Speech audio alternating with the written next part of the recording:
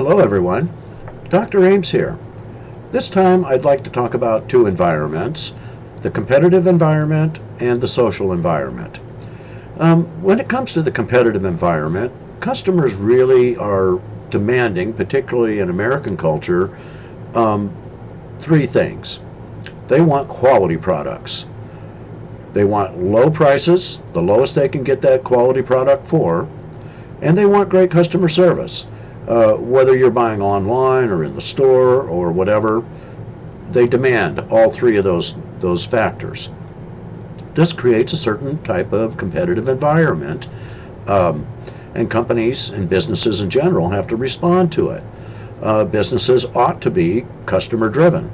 Customers are one of the most important stakeholders, as we've talked about, for any business, really. In the end, if you don't have customers and you're not paying attention to them, you're just not going to do well. Um, and so we have seen responses by business because of the competitive environment to provide good quality products. The quality push is really coming out of that global environment because the world today is not creating on how fast necessarily you can make something, but they're really competing on what is the quality of your product, and that's what wins in the marketplace. And certainly you have to look at our marketplace as being influenced on the international scene. Globalism. Your competitors aren't always just down the street or in the next state or something like that. And as a response, organizationally, we have done empowerment. We've started to recognize that people who are considered frontline employees or interacting with the public in particular, who are, in other words, on the front lines of the competitive environment representing your company and your business interests, let's give them some low-level decision-making power. Let's let them use that expertise that we hired them for in the first place. This notion of empowerment is really one of the foremost management ideas today, and form-thinking companies really do embrace that notion. So the competitive environment means that you strive the hardest that you can using contingency management, but remember, to be competitive does not mean that you take shortcuts that are unethical. We always want to remember our competitive stance includes doing what's ethical, doing what's right, trying to cause no harm, and what's morally right to us in our culture. And so if we do those things, most of the time it's going to work out and you will be strong in your competitive environment. Now that leads me to talk briefly also about the social environment. The social environment is really about us as consumers of business products and services. And we can find out about us by looking at demographics. And certainly in our culture and in our business environment in general, companies are gathering information about all of us all the time. They want to know about the social environment and what's really going on in the country and what comprises it. Where's the money at that people are spending, and what do those different groups want and need to spend their money on?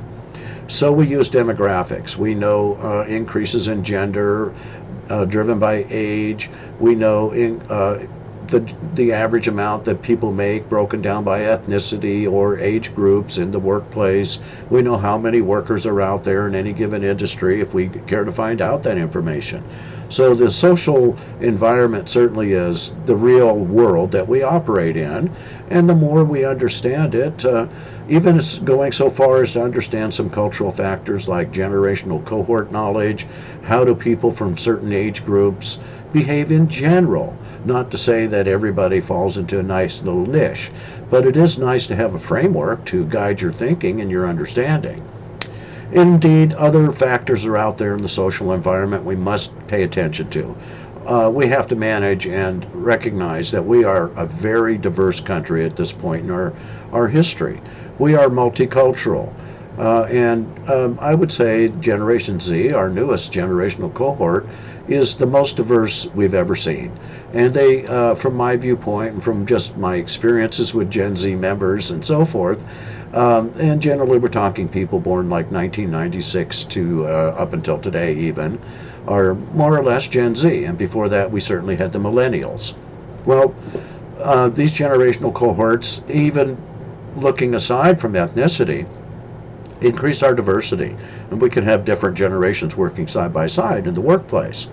So we have to look at some trends that demographics tell us are real and that we can easily verify. There is a larger number of older citizens. These are the baby boomers who are aging and beginning to retire finally after not retiring as quickly as generations have in the past for a lot of reasons. And also, we look at something in the social environment that really affects standard of living, quality of life, and so forth, is the increase in the number of single parent families and so forth. We've been used to the long established trend of two income families and so forth, and how many people in the middle class it takes two incomes to get by. Well, certainly today there's a huge increase in the number of single parent families. And not only do we have all these factors going and coming at us in business to deal with in the social environment, we have the collective attitudes that people express. People have views, and one of them is like companies need to give back a little bit. There is a prevalent view out there, I think, that's pretty strong amongst consumers that if you're going to get rich in America, we expect you to give back a little bit to maybe if it's only to the local communities. And we do see big corporations responding that way. For example, McDonald's with Ronald McDonald House, which does hospice work for families with medical needs and all of that sort of thing. And we see other instances of many companies. Ben & Jerry's an early proponent of going green and giving back to communities and donating money to local parks, to build local parks and enrich the local communities they operated in.